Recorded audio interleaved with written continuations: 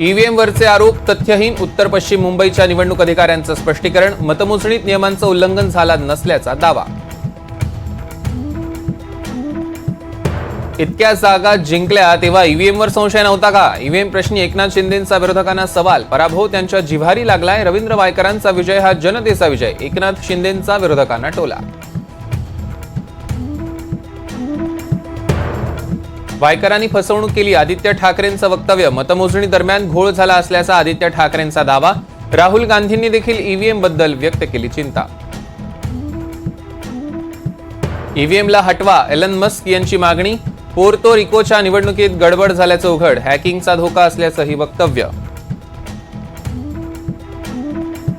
लोकसभा अध्यक्षपदासाठी चंद्राबाबूंना पाठिंबा देऊ, संजय राऊतांचं एनडीएला पाठिंबा देण्याचं वक्तव्य. लोकसभा उपाध्यक्षपद विरोधकांना मिळायला हवं, संजय राऊतांची मागणी. 400 पार गेलो असतो तर हिंदुराष्ट्र झालो असतो, भिवंडीतील सभेत टी राजा यांचा दावा.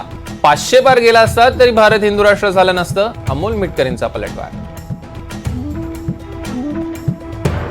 पंकजा मुंडेंच्या पराभवानंतर आत्महत्या करणाऱ्या तरुणाच्या कुटुंबियांची पंकजा मुंडेंनी घेतली भेट. वायबसे कुटुंबाला भेटून पंकजांना अश्रू अनावर. आत्महत्या करू नका, मला लढण्यासाठी बळ द्या, समर्थकांना आवाहन. पुणे पोर्श अपघात प्रकरणी बाल न्याय मंडळाच्या 2 सदस्यांच्या अहवालात त्रुटी. मंडळ अडचणीत. कारण दाखवा नोटीस. 4 ते 5 दिवसात नोटिशीला उत्तर देण्याचे आदेश. काश्मीरमधील जगातल्या सर्वात उंच रेल्वे पुलावरून वाहतुकीच्या चाचण्या सुरू. येत्या काही दिवसात रेल्वे वाहतुकीचं उद्घाटन होण्याची शक्यता.